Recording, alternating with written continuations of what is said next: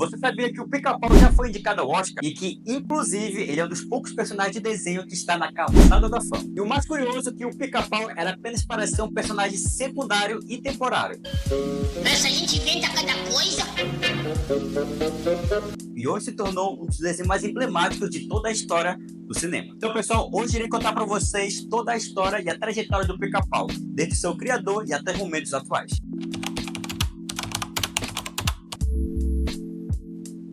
Bom, a inspiração ou o surgimento do Pica-Pau veio de uma maneira muito engraçada. Walter Lantz estava na sua lua de mel com a sua segunda esposa, ou seja, o cara não era fácil. E nas suas noites de núpcias, ele estava furando a carne, alimentando o coelho branco, sujando a neve. Tava ele e sua esposa lá, né? E de repente começou a tocar algo na porta dele. Ele pensava que alguém estivesse batendo. Ele foi e voltou e não viu nada até ele perceber que era um pássaro, ou seja, um Pica-Pau que estava picando a madeira da casa deles. No princípio ele iria, né, matar o Pica-Pau. Porém, a sua esposa falou que daria para poder criar um personagem com esse animal. E o Walter Lantz achou uma excelente ideia, até porque ele gostava de fazer personagens com animais que até então ninguém tinha feito ainda. Mas, para começar, quem é o Walter Lantz?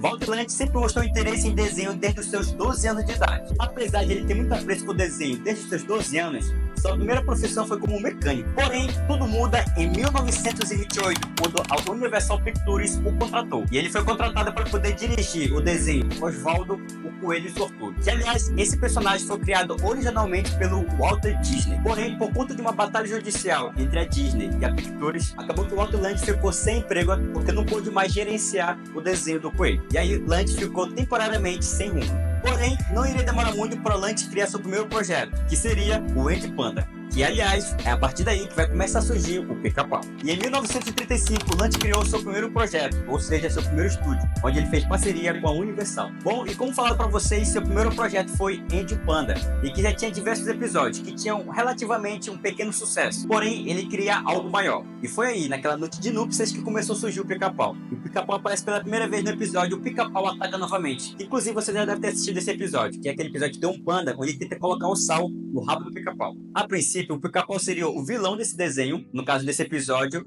e ele seria algo temporário, passageiro. Porém, ele deu tão certo e foi tão bem trabalhado que ele acabou dando retorno, tanto internamente como para o público. E aí o Pica-Pau começou a se desenvolver e ter um desenho somente para si. Mas como eu falei para vocês, a intenção do Pica-Pau era ser algo maluco, meio que um vilão. Tanto é que a primeira versão do Pica-Pau é aquela versão piruta dele, onde ele veio ter até das ideias, onde ele é maluco, que muitas vezes ele atacava os outros quase que de graça. Bom, e como você já deve imaginar, existem várias versões do Pica-Pau. Isso acontece porque foi mudança de criadores e também do estilo do próprio Pica-Pau. E a primeira versão do Pica-Pau foi aquele em 1940 a 44, que era aquele Pica-Pau mais piruta. O visual dele era meio arredondado, os olhos eram esbugalhados e os dentes eram muito grandes. Realmente era para poder parecer algo bem macabro. E nessa primeira versão, ele foi dublado pelo Mel Blanc. E a segunda versão do Pica-Pau foi em 1944 a 1949. E esse aí é considerado o Pica-Pau clássico, onde era um design mais refinado, bico alongado e os olhos um pouco menores. Esse Pica-Pau ainda era muito travesso, porém menos atentado. Ele não atacava os outros de graça praticamente. E foi aí onde surgiu a risada icônica do Pica-Pau. E talvez essa seja a risada mais famosa do mundo dos desenhos. E a terceira versão do Pica-Pau foi em 1950 a 1957. Esse aí era o Pica-Pau mais astuto, onde ele tinha um corpo mais fino e ele era mais simpático. Esse Pica-Pau, ele era menos agressivo e ele era muito mais estratégico. E o humor dele era muito mais inteligente e criativo. E a quarta versão do Pica-Pau foi em 1957 a 1972, onde era um Pica-Pau muito mais bonzinho, onde ele não criava problemas e, aliás, ele ajudava os amigos dele. E esse Pica-Pau, ele focava muito mais em comédia e em menos violência. E a quinta versão do Pica-Pau surgiu em 1999 a 2002. Esse daí veio com o retorno da animação digitalizada e muito mais moderna, que é essa aqui que você já deve conhecer.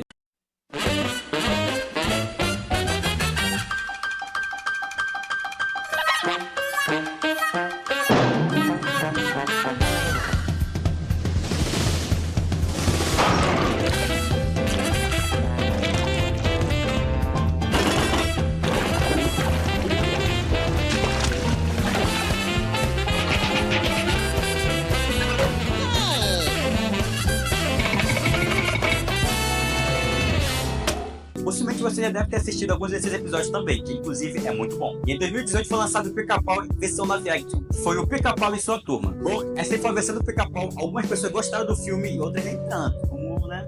Eu por exemplo. E uma característica bem interessante desse Pica-Pau é que ele tem um humor muito mais leve e um humor focado muito mais para as crianças. Lembrando que cada versão do Pica-Pau tem um certo tipo de humor, que era adequado a cada década daquela época. Porém, nem só de glória vive o Pica-Pau. E ele teve seu período de escassez de criatividade. Foi onde começou a ter o período de decadência do estúdio Lunch. Embora o Pica-Pau tenha sido um grande sucesso, não conseguiu manter o estúdio Lunch, que pendurou até no máximo em 1972. Até porque, nessa época, Lunch já tinha mais ou menos 70 anos de idade. Então ele já não tinha muitas forças de criatividade, até mesmo para poder desenvolver novos desenhos. No entanto, o personagem era muito popular para ele poder ficar parado. Então, a Universal Pictures comprou os direitos autorais do Pica-Pau e continuou produzindo de 1999 a 2002. Mesmo com essa renovação, isso nada atingiu a popularidade do Pica-Pau. Porém, o que fez o Pica-Pau ser tão famoso não foi somente ele por si só, e sim seus personagens icônicos. Quem aqui não conhece um dos principais personagens do Pica-Pau? O seu Leôncio. Bolinha de golfe. Uma bolinha de golfe. E tem também, possivelmente, o principal inimigo do Pica-Pau, o Zé Corubu. Legal!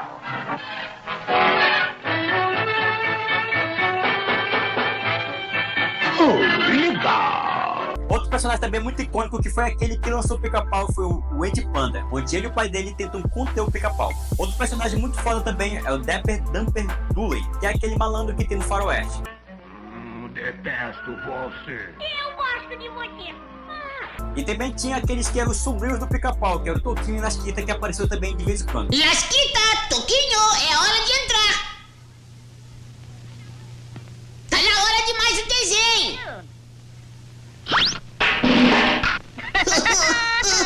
Que era cópia do Pica-Pau, não tinha nem como ser sobrinho, era cópia do Pica-Pau. E tem também que é um dos meus favoritos, que é o Zé Jacaré. Acabamos de lançar um novo foguete e parece que ele tem a forma de um jacaré. Jacaré, vá pra casa!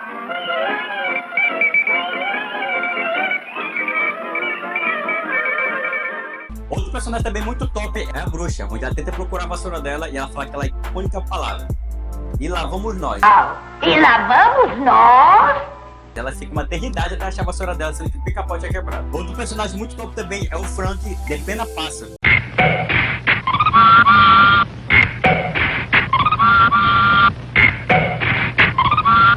Onde tem aquele famoso barulhinho dele, que ele fica bem assim e fica puxando o pássaro às penas do Pica-Pau. E também sempre tem um urso muito recorrente, que parece até que é duas personalidades. E aqui vai algumas curiosidades sobre o Pica-Pau que possivelmente você não sabia. A primeira delas, você sabia que o Pica-Pau foi o primeiro desenho a ser exibido no Brasil? Eu? Não sabia. Isso foi em 1950, transmitido pela TV Tupi. Nessa época não era dublado, era apenas legendado. Mas ainda assim, isso fez com que o personagem ficasse muito famoso aqui no Brasil. Outra curiosidade é que em 1948 surgiu a música tema do Pica-Pau, que é essa aqui que você conhece.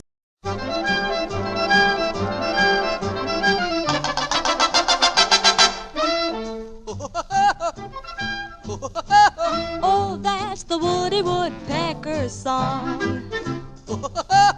Outra curiosidade é que um dos dubladores do Pica-Pau nos Estados Unidos foi a esposa de Lunch, exatamente, a mesma que deu a ideia dele para poder criar o personagem. A princípio, Lunch não queria, porque não queriam que tivesse uma voz mais afeminada, até porque o personagem era masculino. Hoje em dia a gente sabe que isso é comum. Porém, ela, escondido, fez uma gravação e mandou para o Universal Pictures, onde eles gostaram e aprovaram, e ela se tornou, por muito tempo, a voz do Pica-Pau. Porém, aqui no Brasil, ele foi dublado por vários grandes dubladores, como por exemplo, o Oni Gazarré, Garcia Júnior, Marco Antônio Costa e Peterson Adriano.